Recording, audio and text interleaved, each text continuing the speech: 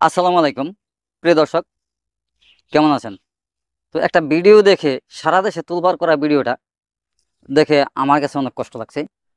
যেটা হলো যে একটা মেয়ে যার বাবা নাই, অথচ যেদিন তার ফাইনাল এইচএসসি পরীক্ষা, সেদিন সকালবেলায় তার মা মেজর স্ট্রোক করে। মেজর স্ট্রোক করার কারণে সে একা তার ফ্যামিলিতে। তার মাকে মেডিকেলে ভর্তি করার জন্য চলে যায়। তার মাকে নিয়ে মেডিকেল ভর্তি করে রেখে পরীক্ষার হলে আসে সে 9টা 7 মিনিটে। আসার পরে লেট করে আসার জন্য তাকে পরীক্ষার হলে ঢুকতে দেওয়া হয়নি। এটা কেমন নীতি? এটা কোনো শিক্ষার নীতি? কলেজ কর্তৃপক্ষ কি মনে করেছে? এই ছাত্র ছাত্রী আন্দোলন করে ফ্যাসিবাদ সরকারকে বাংলাদেশ থেকে তাড়িয়েছে, সেটা অন্ততপক্ষে তার স্মরণ রাখা উচিত ছিল। প্রিয় দেশবাসী, আপনারা ভিডিওটি দেখেছেন, আমার কাছে কষ্ট লাগছে, তাই আবার রিপিট করছি আর কি ভিডিওটাকে।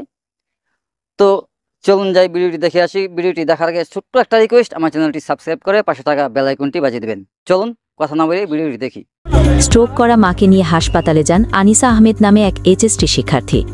এজন্য পরীক্ষার হলে ঢুকতে দেরি হওয়ায় বসতে পারেননি পরীক্ষায়। তবে তিনি পরীক্ষার সুযোগ পাচ্ছেন বলে জানা গেছে।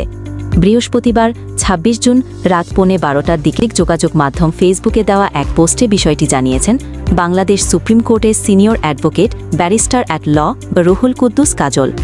ফেসবুক পোস্টে তিনি লিখেছেন, আলহামদুলিল্লাহ, এইচএসসি পরীক্ষার্থী আনিসার সঙ্গে আমার মাত্র কথা হয়েছে। তার নাম আনিসা আহমেদ। আনিসার অসুস্থ মা ও তার কলেজ ঢাকা শিক্ষা বোর্ড ল্যাবরেটরি স্কুল অ্যান্ড কলেজের অধ্যক্ষ মুদুজ্জামান স্যারের সঙ্গে আমার কথা হয়েছে। বাংলা কলেজের জাতীয়তাবাদী ছাত্রদল কর্মী শিব্বির আহমেদ উসমানী আমাকে যোগাযোগ করিয়ে দিয়েছেন।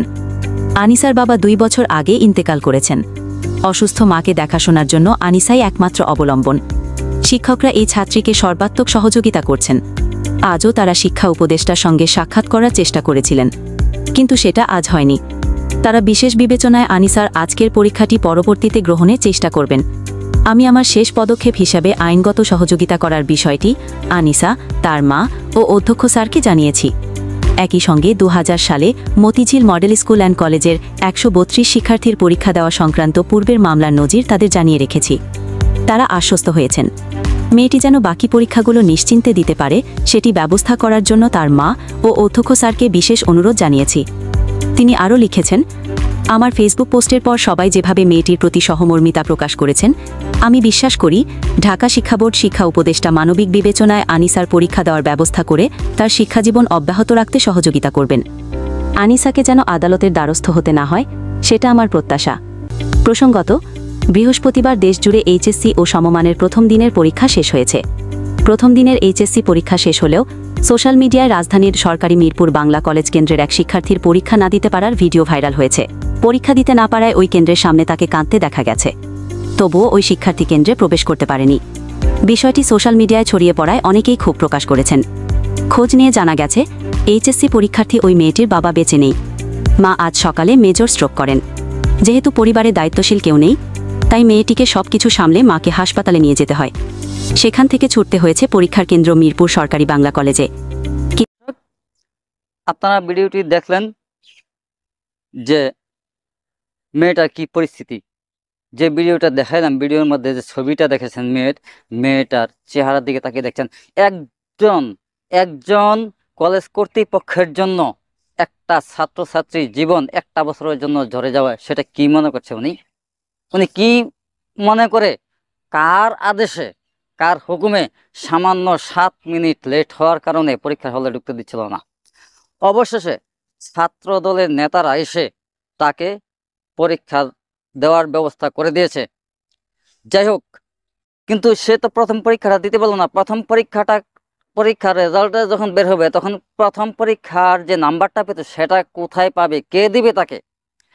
আর যদি এই একটা পরীক্ষার জন্য সে ফেল করে, তাহলে তার জীবন থেকে, এই আনিসার জীবন থেকে 1টা বছর হারিয়ে যাবে।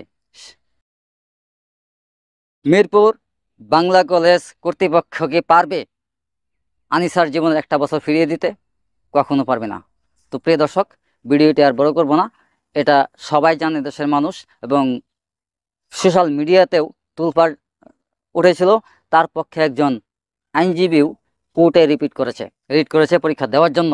তো আমি চাইবো, দেশের মানুষের কাছে বলতে চাই, এবং শিক্ষা মন্ত্রণালয়ের দৃষ্টি আকর্ষণ করে বলতে চাই, যেই সমস্ত শিক্ষা প্রতিষ্ঠানে এই ধরনের জুলুমবাজ কর্তৃপক্ষ আছে, দায়িত্বশীল লোক আছে, মানে জুলুমবাজ দায়িত্বশীল লোকদের চেয়ার নিয়ে বসে আছে, তাদেরকে ঘাড় ধরে ধরে কলেজ থেকে বের করে দিন।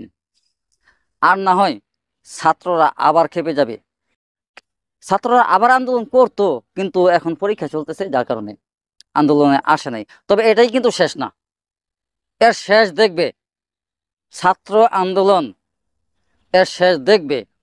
তার কারণ কি, তার পিছনে কে আছে, কলেজ কর্তৃপক্ষের পিছনে কে আছে, যার কারণে 7 মিনিট লেট হওয়ার কারণে আনিসাকে পরীক্ষার হলে ঢুকতে নিষেধ করা হয়েছে।